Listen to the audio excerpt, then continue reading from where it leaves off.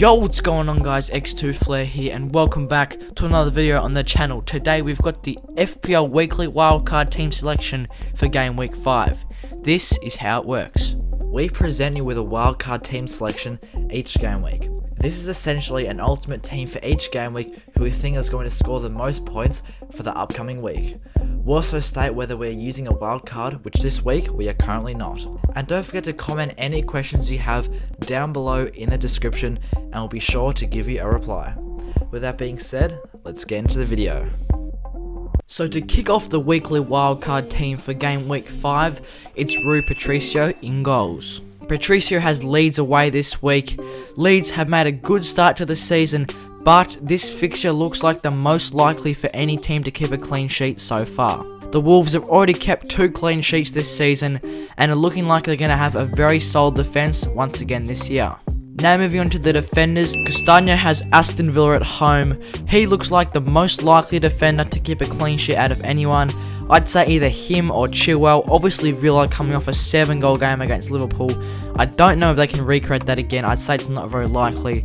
But with Castagna being the top scoring defender so far with 28 points, he is very attacking as he already has 1 goal, 3 assists and a clean sheet under his belt this season.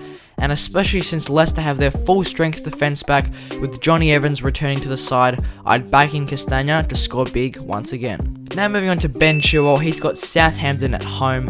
Southampton are another fairly solid team, but once again this game week Chilwell is looking likely to keep a clean sheet as Chelsea now have their full strength defence back with Mendy being signed to keeper and Silva coming into the side.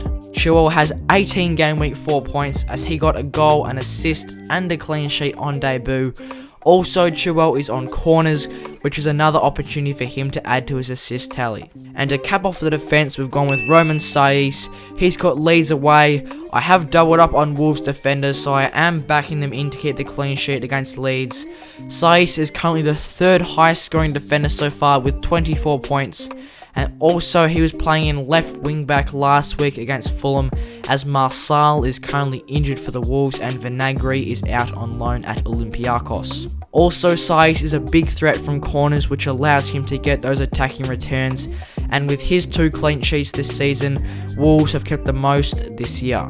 Now moving on to the midfield, we've gone with 4 midfielders. Salah has Everton away this week. Everton have not kept a clean sheet this season, so hopefully that means Salah can add to his goal tally. He already has 41 points under the belt, making him the 2nd highest scoring midfielder so far. Also, Sadio Mane is out with coronavirus. Whether or not he'll be back in a couple of weeks' time, we don't know.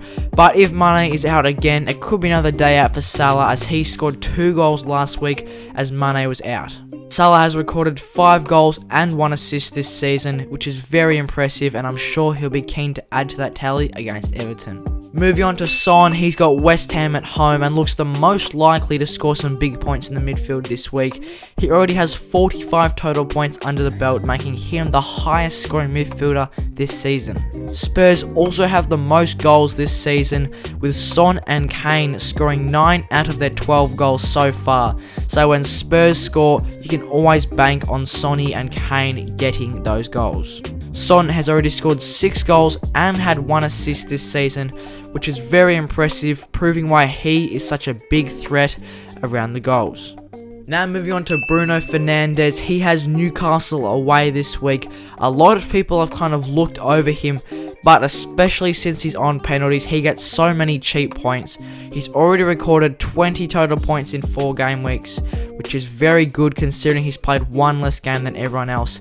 He's recorded 2 goals and an assist so far this season, both his goals obviously coming from penalties.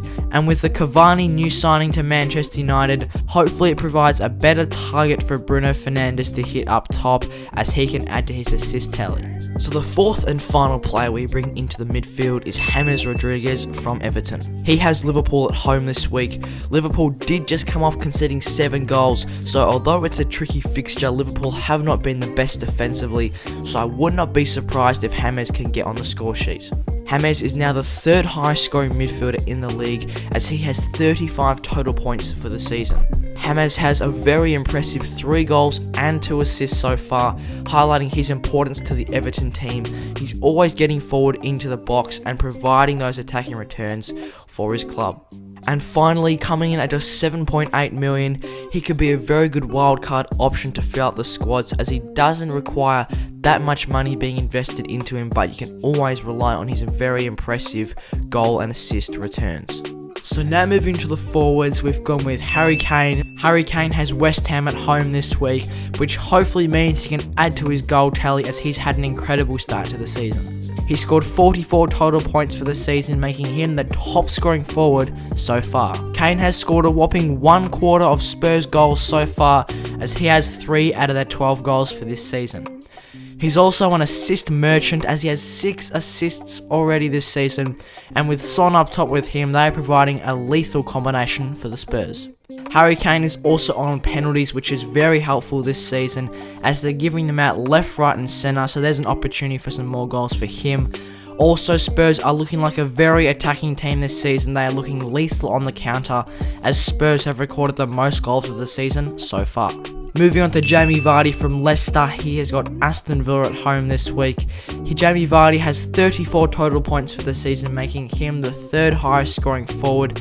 And another theme you'll see in the forwards here is that they're mostly on penalties.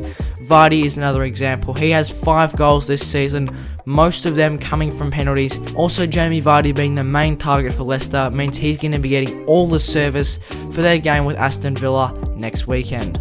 And finally, to cap off the forward line, we've gone with Neil Maupay from Brighton. This is a bit of a differential pick up top, but he has Crystal Palace away this week, who haven't been the best defensively so far, and since Maupay has recorded 32 total points for the season, he is now the 5th highest scoring forward so far. He has 4 goals and 1 assist this season, meaning he has contributed to half of Brighton's goals so far, and that is also thanks to the fact that he is on penalties as well. So if you want to cash in on those big penalty points this season, then look no further than Neil Maupay. So that's all we've got for today, guys, for the weekly wildcard team selection for game week 5. I hope you guys enjoyed the video. If you did, give it a like and subscribe, and leave a comment whether or not you lot have played your wildcard yet. I'd be interested to know. With that being said, I'll see you guys in the next one.